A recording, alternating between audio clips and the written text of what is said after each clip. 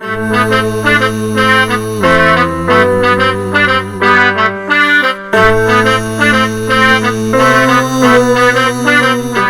to the Conscious Crew podcast. I'm DJ Marty, and today we have a very special guest with us.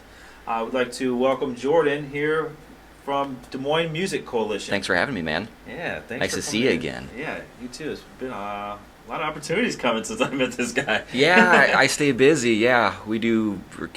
DMMC is kind of a constantly moving, and different parts kind of happening and popping up every day. But yeah. So could you tell me a little bit about the different divisions you have going on with the coalition? With the DesMoines Music Coalition, I'm the program coordinator. So one of my main roles is music education. We do a lot with after school classes. We have a hip hop class at Meredith we've had for years. That's been super fun to jump into. I'm starting our first rock band after school class in Merrill. That's going to be starting March 30th. Then we have our summer camps that's including hip hop and rock. We do showcases. We just started a Breaking the Band series with our partners. We partnered with XBK Live, a great venue in the Drake neighborhood, and right? Yeah, and Station One Records, and they're kind of a combined organization a little bit. I mean, close buildings, some of the same owners. So they opened their doors and invited the DesMoines Music Coalition to come in, and again, we're kind of gearing the 1 month or one show per month concert series towards younger acts, middle school, high school, college age, probably the oldest age requirement. But yeah, we're kind of gearing a lot of stuff. What I do is kind of gauge towards a younger audience and introducing music to them in a different way. Yeah, and I think that's really awesome because you're really giving an opportunity for the young folks to get out there and develop their skills. Yeah. When it's really important, they need something productive. Like the community I grew up in, it was a very small farm town, so it was a loving community, supportive community, but there was really nobody, to even give guitar lessons. Luckily, my mom and dad, obviously I was into music growing up, and they thought it was important. Of course, I was taking piano lessons, from the church organist. And that whole world, and it was, helpful, and, I was involved in church music and school music, but they bought me a guitar, and they drove me an hour every other week to Clear Lake, Mason City, and I took guitar lessons from somebody at a music store. Yeah. And I really appreciate the fact that they, that's right. 2 hours, back and forth. Round of applause to yeah, thanks, Mom and Dad. I remember the day, I found my mom's old acoustic guitar in a closet and dug it out, Right. I was always probably trying to go through boxes and stuff, but I found the old guitar, and it was, the action was like that, so it was really hard to play. I think, one string was missing, and, we got it fixed up, and I really took to it as much as I could with not much direction, and they just saw that, and I remember being in the Mason City Mall. I don't remember exactly what year it was, but I think I was in 7th grade. Uh-huh. It was January 1st. No intention of buying a guitar that day. We're just going to go to the mall, go to a movie, and I was just kind of, staring at this guitar in a music store, a PV Predator, and parents must have talked, and what would they were waiting for the movie, and hey, Jordan, what would you think if we got you that guitar today? Really? Yeah. Yeah, that'd be great. Well, it's kind of an expensive endeavor. Would you practice it? And I've never put the instrument down. I've gotten different guitars since then. Sure. But, it changed my life. Do you still have the original guitar? I wish I did. My dad has it. Okay, well, but it's just full of stickers. It's painted. It was for a while hanging in the rafters in the garage. Okay. All right. I would love to get it back though and just hang it up. There you go. Yeah, a lot of memories. Awesome. So I did see that you do in your personal life here. You're involved in some bands, and you still play, like you said. I am constantly. Tell us about that. What kind of experience you've had? And I've been playing music since 7th grade, since my parents gave me a guitar. But in like 7th, 8th grade, after probably just a year of playing guitar, I grabbed some like-minded friends who were into Nirvana, Weezer, Green Day, Pumpkins, just anything that we could kind of get our hands on, and just started making music in the band room, while other students went out for like a 20-minute, wouldn't call it a recess, but like a lunch break. Right. We were in 8th grade, you can't call it recess. Right. But the school allowed us to just go into the music room, turn up the guitars, and use the drums and get weird. And I started my first band, Keepers of the Carpet, in high school. Then we kind of turned into the Keepers of the Carpet, and that was like the first thing we did. And writing songs, and when I was about 18, we recorded an album with Bi-Fi Records, and it did pretty well on the college charts. And I listened to that music, and I'm glad it brought a lot of people joy. Yeah. I mean, again, the community really embraced. We were the only band ever to come out of Buffalo Center at that time, Okay. Buffalo Center, Rake, Iowa. So that the community really embraced it, and it did well on college radio at that time. And I was kind of off to the races a little bit with more opportunities than I thought I would. But I was very young and not, I guess, naive. I didn't know anything about a music scene or how to put yourself out there. But luckily, there were people at Bi-Fi Records in Ames who took us under their wing and saw something. Maybe they just saw the naive potential, and that was kind of enduring. Yeah. But then I, continued to study music. I went to Central College for music. Continued to study music there. Kind of got into the jazz program, and started more projects. And after school, I started playing in a band called Nuclear Rodeo. I played bass in that band. I moved to Ames at that time, and it was just kind of a really creative environment. So Nuclear Rodeo turned into a band called Tires, and I'm still playing in Tires. So you guys are going to be at the Vaudeville Muse coming up, is that? Yeah, we are. May 1st. I think it's for like a wedding reception or a wedding party, but I think it's still open to the public. I think awesome. I think it's just a party. So if you want to like officially crash a wedding, yeah, this that's the way to do it. I I didn't really know how to put press out there for it. Like, can we publicize this, or is this just for Mia and Andy? Thanks for having us, Mia and Andy. But yeah, Tires will be playing the VOD in May 1st, and we've been working on some new tunes. Okay. And it kind of we've always been like a really heavy electro thing, no vocals unless it's been kind of live on the spot. We've had a guest or so, but it's always been quite instrumental. And I brought some new songs in. We're gonna I'm gonna be singing a little bit, but clear the throat. Ask for something impromptu here. Well, that's why we use auto tune. Okay. No. Right. But yeah, I do Tires. I'm in a band called Volcano Boys. I do a lot of solo music and recording at home, and yeah, I'm always busy. Where can they find that at? Go to jordanmayland.com, and I have all the links there. Go to tiresband.com. It's all out there. We're on Spotify, Apple, and all that stuff. And it all started with a young man getting a guitar, and he didn't even expect it one day at the store. So parents, go buy an instrument. It could be your child's passion. It brought me a lot of joy, and with the Des Moines Music Coalition's new rock band after-school class, the idea has been floating around for a while that the DMMC, we have a lot of instruments for our summer camps, so we'd like to do something with the middle schools and have like a sign-out. A student can maybe bring an electric guitar home and an amplifier.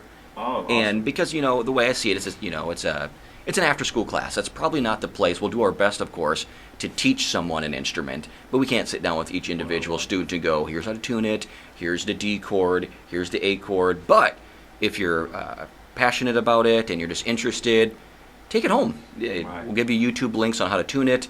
We'll give you great ideas on, how to play chords and song ideas, but the idea is to get the instrument into students' hands, bring it back in a couple of weeks, and experiment the full band experience, the full band experience. There you go. That's a tongue twister. But at Conscious Crew, we're also passionate about that mentorship portion when it comes to youth, and even as we're working into adulthood. Still ways to grow. So that's something we're passionate about as well. So that's why I thought it'd be a great fit to. I had a really good friend, Nate Robinson, and he was one of the guys in 8th grade who grabbed a bass. It was a right-handed bass. He was left-handed. Mm-hmm. We didn't know what we're doing, but he was passionate about playing music with us. And his dad, who I thought was like the really cool dad, he was a professor at Waldorf College in Forest City. And I remember us practicing, and his dad coming downstairs, and going, I am so jealous of you guys. And I'm going, why are you jealous of us? You're the cool dad. Is well, no, you get to, whenever you're frustrated or you feel something, you can just put it into your music, and that's just something I just don't have, and I'm so happy for you guys to be able to do that. You can put it out, you can put it into the drums, you can play a song on piano. So that hit me hard too when I was young, to be like, oh, adults, a lot of people say, I wish I would have played piano still. I wish I wouldn't have quit piano. Yeah. And I saw that when I was 13. Luckily I stayed with the piano, and music's brought me to some really cool places. Awesome. So I know that you guys also have a few other festivals and events that you guys host and are part of. One of those is the GDP. Yeah, man. Right? I saw that one. And tell me how that's progressed over the years. Is it gaining traction? Because it seems like more people are becoming aware about that one. Well, GDP was happening many, many years ago when I was not part of the coalition, and I was just a musician working at a pawn shop, or delivering pizzas and stuff like that, living the dream right after college. But I remember DMMC announced GDP, and I'd gone to it, and it was huge, and I was successful, and it was all local music, and I think they continued doing it year after year. Little Big Fest continued after that. Little Big Fest was more of a Americana, country, bluegrass, a little bit different than the indie rock and roll, hip hop thing of GDP. And then 8035 comes along, and that becomes, I think, the flagship part of the DMMC. And then I've noticed that as a musician, not as much emphasis on GDP. I believe it went away for a couple of years, and along with Little Big Fest. So when I was brought on as new program coordinator, it was like a big deal for me to say I would love to bring back a local music festival again. Of course, we're doing 8035, and a lot of local bands get to play some of the free stages or the main stage every once in a while, but let's do something big for the music community again, and kind of combine Little Big Fest, bring some younger bands, and then bring a bunch of fresh faces that have never played the festival before. And so I went about it. I had, of course, booked a lot of shows, played a lot of shows, but I had not put together a festival before. And that was really fun. The bands all played nice. The venues were great. Vaudeville Muse, Java Joe's. We had. So you guys have both buildings? Yeah, actually, it was the 4th Street Theater at Java Joe's. Right. So I don't want to make any promises, but I'd love to do it there again, right. and have 2 different stages, actually 2 different buildings, and we had a 3rd stage at the Vaudeville Muse, which is more of a solo artist situation. You call it an acoustic stage, but we still had W doing hip hop. We had DJ Tanner doing his music, kind of experimental hip hop stuff as well.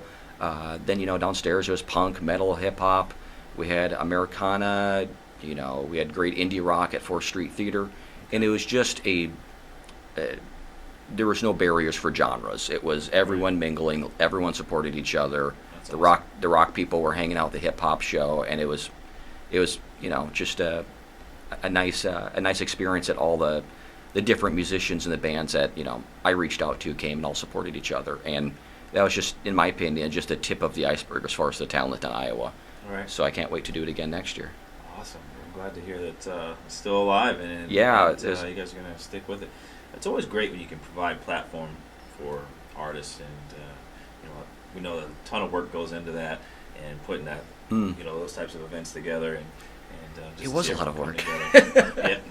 I lost some sleep. Yeah. No, it was so worth it. It was so fun. Right. I can't wait. Like I said, I can't wait to do it again. But 8035 first, and then maybe GDP. So let's go ahead and get into that 8035. Let's talk about our headliners. No, I can't. I can't quite yet. No, but just on a more surface. So you've got 8035. How long has that festival been going on? I think this roughly? is the 13th year. 13th? I should know. Okay. I should know. So I think it's the 13th year. Okay. Yeah, but it's been an amazing festival for Des Moines, and as just someone who's been a part of the festival as a ticket buyer or a musician playing it, it's been quite the experience going behind the scenes. Right. And putting the festival together with an amazing crew. I mean, with the DMMC, truth be told, there's really only 2 to 3 staff, while there is a full board, and and then many volunteers, people who jump in and lead different teams as far as, putting together the Gen Z stage, the production, the green team as far as like all the waste and the garbage, and it's endless amount of people who come in and put the festival on with us while we have the task of organizing it for basically the entire year, and then everyone kind of steps in and super helps out. Right. That's awesome. It's a community. I mean, in a way, a grassroots process. You really need the community to jump in, and there's perks too. You volunteer, you get tickets.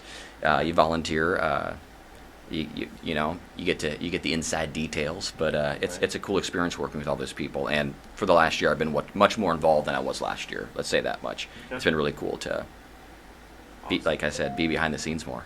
Right. Awesome. And usually that's down in the Gateway area of downtown Des Moines, right? Yep, by the sculpture park there, right by the library, Grand, Locust there.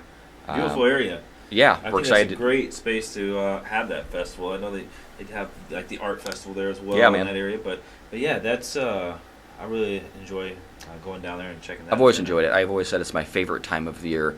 And it still is, but just differently now. Yeah. It's not. Let's just say it's not 2 days off anymore for me, where I just go down and have no cares. Right. You don't turn it off when you're behind the scenes. It's very busy. What kind of attendance do you guys see there at the 8035? I know it's a huge. I've heard the number 33,000 before. 33,000. Is it the biggest? I mean you got the state fair, of course, but I don't know if it's the biggest. Hinterland is doing some great stuff. There, of course, the state fair. It's got to be top 5. Oh, I would say it's a top 5 probably. Yeah, if not the top one, but yeah. I'm not a numbers guy. I'm just a musician. Just a musician. What else do we know about? So in the past we've had I saw Kesha was on there. She was one of the big headliners. Who else has headlined? We've had notables. Kesha, Weezer, Wilco, the Flaming Lips, I think were the first year. The Roots, Wu-Tang. I remember seeing David Byrne and St. Vincent do like a shared set, and it just blew me away. I mean, I was a Talking Heads fan. I enjoyed St. Vincent, but what they did together with like this marching band or like this really odd arrangement of musicianship with horns, tubas, and drums, it just blew me away of how hip-hop and cool and current it sounded. Right. But that blew me away. Of Montreal, Girl Talk, MGNT. So, yeah, we've had all sorts of genres, and like to keep it that way. If it's a huge rock night or if it's a big pop star, I'm excited to always bring something different. Last year we had Elle King, and that was a different experience I think than we ever had. So yeah, it's cool to keep it diverse, and you never know what you're going to get with 8035. Right. Yeah. Fingers crossed, too. Right. Yeah. Definitely be looking for the lineup. When can they expect to hear more about 8035? Because the event this year is going to be on. We're July 10th and 11th. July 10th and 11th. Tickets will be going on sale at some point very soon. I think the plan has always been to announce in spring, and I know there's been some other. I know Hinterland announced. There's other festivals announcing, and and it makes you think, well, gosh, should we get on and announce it? I think we'll just stick with the plan. We're good. And we'll just probably announce in spring, probably early spring, maybe early April or something. Okay. We'll certainly let people know, and we'll ramp it up, Sure. and we'll let people know that it's coming. Yeah, and if you want to be the first to know, I know that I've liked the 8035 Festival on Facebook. Yeah, so you can definitely 8035. You can also go to 80-35.com. And if you want to volunteer, if you want to get involved, there's options there. If you want to consider being a vendor, if it's going to be food vendor or clothing or jewelry, there's applications for that. And 80-35.com. And I'm sure the announcement and all that information, as soon as it's announced, it'll all be published. And yeah, we'll let the people know. I know people have been asking about it, but I think we'll stick to our guns and stick with the plan as far as when we announce. But it's coming. It's coming. Coming soon. Awesome. You've got your podcast that you do as well. Yeah. I had an opportunity to check out a couple episodes last night, and I'm really impressed with what you've brought so far. And thanks. Which ones did you listen to? Well, I listened to there was the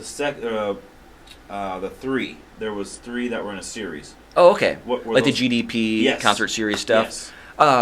Usually, yeah, that was a little different one because it was me talking about gross domestic product, kind of doing some promotion for that, letting people know about the musical acts coming. So I was playing tracks and stuff from bands, of course, and just chatting. But usually, in the Bird Room, that's the name of the podcast, in the Bird Room with Jordan Mayland. The Bird Room is my home studio. Sure. Right. So I invite musicians and bands in. We of course chat. We get to know each other. And then my favorite part is, because they're in my recording studio, and I love recording, is we record music. Yeah. And of course, I have everything from pianos, drums, and guitars, basses, and of course people bring their own gear.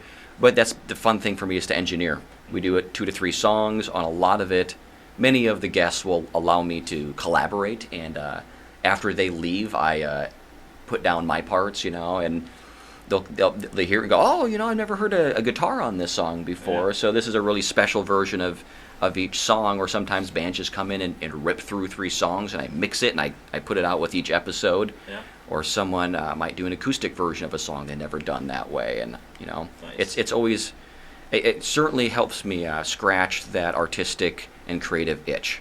Sure. I love recording, I love working with musicians, and I love getting creative with people, and it's certainly allowed me to continue doing that with amazing, talented guests. And I've had some bands come in, and some artists go, hey, what's with this auto-tune pedal, or this different gear? Right. Yeah, let's do that. Let's get weird. Let's do something completely different than what you've done before. And everyone's trusted me, and they'll send their thoughts every once in a while via email and say, I don't know. But everyone's, so for the most part, are totally cool with the collaboration. And it's also the podcast, and it's not a major label release as far as production, but it's cool. It's fun. Yeah. It's great to do.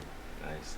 Well, if you ever need a DJ, producer / let's artist do it. on there, let's do it. I'll come check you out and make something new. That'd be fun. For sure. Awesome. We'll definitely get that scheduled out. Cool. All right. You're invited officially. All right. Yes. Into the Bird Room. All right. Awesome. Let's see. What else do we have today? What else did you want? What else are we doing these days? We're doing after school. We're doing our summer camps. We'll have our summer camp sign up. Will go live pretty soon. We'll put that on our website, DesMoinesMC.com. A lot of websites to memorize.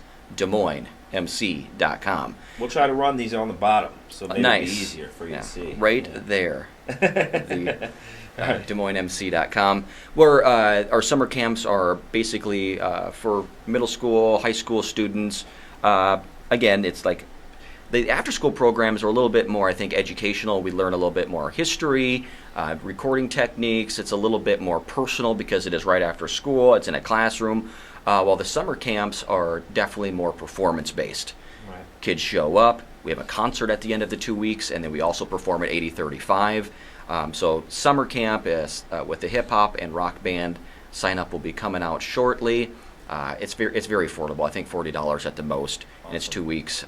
So it's a great experience to be able to work with professional musicians, music educators, people in the scene, who give up their time to mentor young students and put them into bands, and we rock, and it's fun. Then we're also doing with our partners, Parks and Recreation, who we also do the summer camps with. We're doing our youth music showcase again at Captain Roy's on May 9th. And again, I think we'll put out the sign-up link probably in the next couple of days. Last time we had 12 acts, and it was just super busy from noon to 5, noon to 6. Kids were rocking out. We had everything from like a young sister trio with cellos and bells and piano. And we had a band called Gorgod, and they played heavy metal music. It was their first show. We had a band, The Hornets, and they just played our backstage ball last week. So it's all over the place. So it's a place, again, another place for young acts to play a venue and just to have a good time, to show off, bring their friends out. Family can support. There's of course food, drinks for family. It's a great afternoon, and we're looking forward to the showcase May 9th. With Breaking the Band, we're doing that the first Wednesday of every month at XBK. It's affordable. I think we're going to be doing $5 admission or free with a student ID. So if you're a college student, if you got your high school ID, middle school, just bring it, get in for free. Papa Kino's is doing free pizza. So it's enticing. It gets me to a show. That's $5 and pizza and a rock and roll show. Definitely. So again, it's the first Wednesday of each month at XBK. So I can imagine with the 8035, high demand, a ton of great opportunities there. A lot of artists might be wondering how they could get involved. Do you have any insight onto what's the best way to go about I think, doing that? we have tons of people always asking, and it's great to reach out. I super appreciate it. But the best way to go about it is to email 8035bands at DesMoinesMC.com. And we're still taking artist submissions until this Friday, whatever the end of this Friday, March 13th, I think. Yeah, today's, March so, 13th. we're still taking submissions. We have many submissions that we're going through, and a team listens, and we take a lot of things into consideration, of course.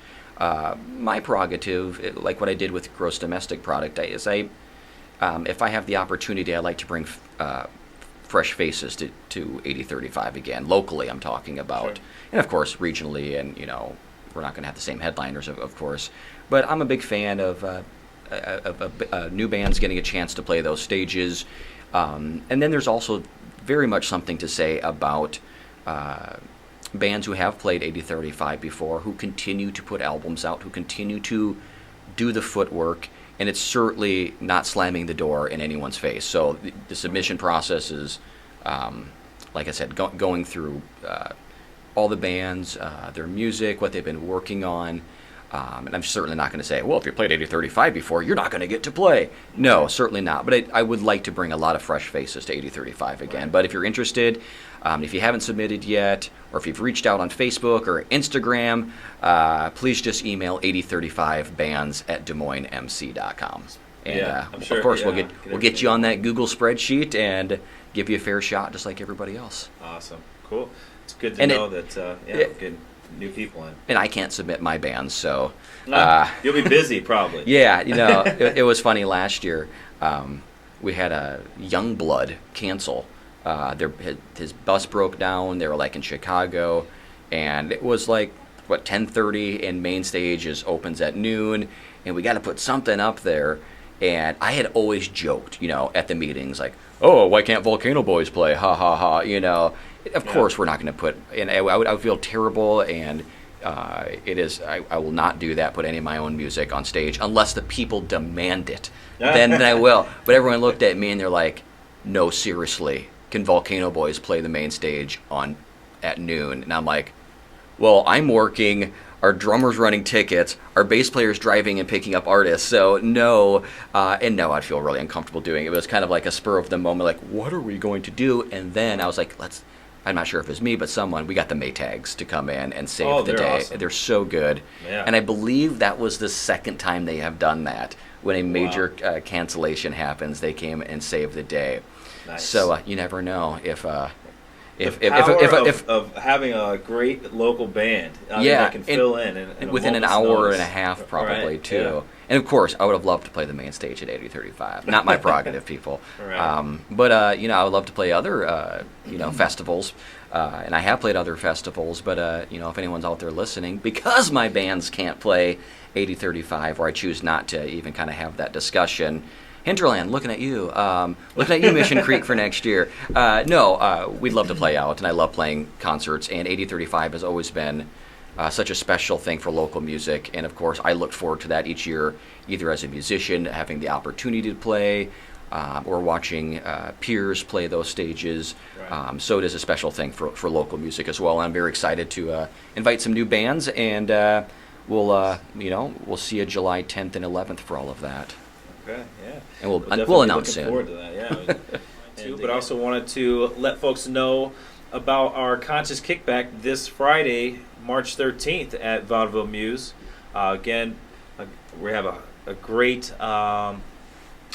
group of artists that are going to be on that show. From DK, we've got OBS coming from Quad Cities, Apple Tree, a ton of great artists, Equinox, and the list goes on. Of course, Ananda will be there as well, and she'll be doing some poetry. So guys, be sure to get your tickets in advance, save a few bucks by doing so, and hope to see everyone there Groovy. This Friday. I love going to the Vaudeville. It's one of my favorite clubs, if not my favorite club. Just because it's just the 4th Street area. It's like a second family. Sure. And I know the sound people who have worked there. The bartenders, and it's changed throughout the years, of course, too. But again, Amadeo Rossi, one of the founding members of the DMMC. It's one of his clubs. So the support's there. And if I'm plugging myself at all, March 24th, I'll be at the Lift. And I'm going to be doing kind of an improv synthesizer set. Okay. And I've never done it before. I'm usually, acoustic and piano. We're playing with a band, and it's usually quite practiced up. This is going to be something a little bit more abstract, and I'm excited to step out of my comfort zone a little bit and get weird with some synthesizers and loopers. And the Hella Goats will be playing, and they're one of my favorite bands. I think they're out of Chicago, and they'll be doing like kind of an acoustic set there. So okay. I'm jumping on the show. I think it'll be free. If anything, it'll be $5 or something. But yeah, come out. I'm going to get weird and bring some synths, and we'll see what happens that night. Like I said, stepping out of the comfort zone a little bit, but I'm all about taking artistic risks. And yeah, I've played. Where growth comes, right? Yeah, that's the real creativity comes. Yeah, and you never know what's going to happen, because I said it's going to be somewhat abstract, somewhat ad-libbed, with some riffs I've already been working on, but just something completely different that I've never done before. Okay, well, awesome. Yeah, I'm excited. That's fun. I like the Lift. It's a great space too. Yeah, Right they do down the jazz street. there. They do like smaller shows there. Like I said, 4th Street's always got something artistic. Java Joe's is right there. Java Joe's was the place when I was at Central College.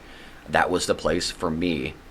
If I can play Java Joe's, I just saw great shows there, and it's a really a beautiful space.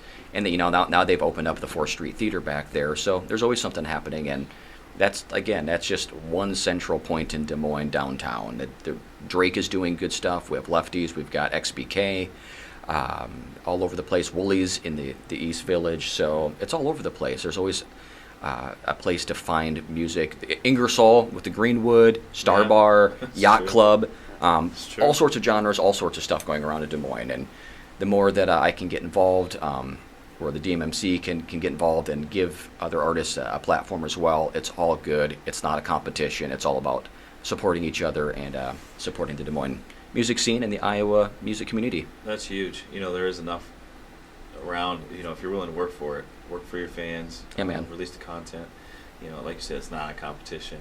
No, There's enough to go around. Yeah, there is. And, in this day and age, I think it's kind of tough to get people to come out to shows. And we're trying to, invoke that a little bit into a younger crowd, bring back the joy of the live music experience. I know everything's on the phone these days. Myself, I should get off the phone a lot more. It's so easy to I'm going to watch, this show, or, watch this performance, watch this video, or listen to it this way.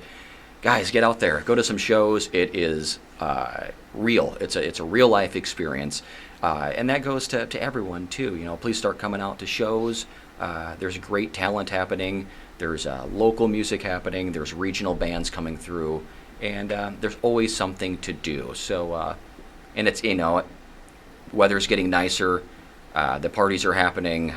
Ingersoll Live will happen. 8035 will happen.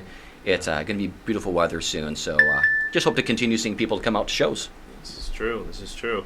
Yeah, guys, definitely get out and support your local artists and sure. Music venues. Yeah, tip your bartenders too, and buy some merch. Spotify's cool, but if you can support the artists, putting in a record out, specifically a record, just to put 200 records out, production's $2,000. And that doesn't cover, recording, practice, paying engineers, mastering. It costs a lot to do that, and it's somewhat of a passion project, of course. But you put it out there, and of course you put it on Spotify and Apple, where people can basically stream for free, which is cool. I love it. I do it as well. But if you can, buy the record, buy the CD, buy the digital album, support those artists. It goes a lot just to have $10 go into that Bandcamp fund or something like that, and keeps the passion alive. It makes it worth it. It's with me as a musician. It's never about making the money, but it is about supporting the art. It's about being able to make it feasible, You know, if you True. spend all that money doing a nice album and then you're just in the whole $2,000, it's hard to justify doing it again. But we love doing it, and you know, it's funny. You see I've seen the GIF or the meme. What's the difference again? The GIF moves, right? The meme is just a picture. But Okay. yeah, I'm old, older. But I've seen the picture of a car with a crappy car with a bunch of musical gear in it, and the musicians are the ones driving the $500 car with the $5,000 amount of gear in the back seat. So that's us. Right, So right. support the artist. Get us gas money. Get them gas money. All right. That's my spiel. All right, I agree with that, definitely. You know, I agree with you here that, you know, we're not in it, you know, these are all passion projects, I'll say. Even the Conscious Crew is a passion project. Hasn't made us money, but, you know, when we do the kickback, it is an opportunity for us to get some of the money back that Yeah, you can do bigger things with the we platform put then. Right, and you know, even this podcast, you know, we're thankful for the sponsors that we do have. I should mention it. Des Moines Brothers Entrepreneur, great sponsor of ours. It's a local social group. We've also got Court Avenue Restaurant and Brewing, Fong's Pizza, Inner Space. Court Avenue Brewing, that's where I spent my 21st birthday. See, great place for your 21st birthday. Yeah. I like that. I played a place. show You've never there, been here. actually. Really? That's I played cool. a show on my 13th, my 21st birthday there. It Nice. was a nice night. And then we went out, and I won't tell you what happened after that. That's off the books. Yeah. Yeah, we're just thankful for all of our sponsors. Be sure to come to the Conscious Kickback again this Friday. Doors open at 9 o'clock. Show starts at 10. Our after party will be at the Copper Cup just across the street. And I look forward to everyone being there. Again, we want to thank you for watching first. And thank you so much for Jordan Mayland from Des Moines Music Coalition coming by Yeah, to man. chat with us today. Thanks for inviting me. It was, we just met last week, and within like the community conversations meeting through Des Moines Public Schools partnership, Yeah. and I gave a quick little like, hey, we're doing after school stuff. If you got any students who want to get involved, it's free. Blah blah blah. You're like, let's talk really soon. Like, Yeah. you have a podcast, I have a podcast. Right. Let's do something. So thanks again for having me, man. Yeah, no I appreciate problem. it. You know, what's the band says? The world works in mysterious ways. ways. Thank you again for watching. Have a great day. Cheers.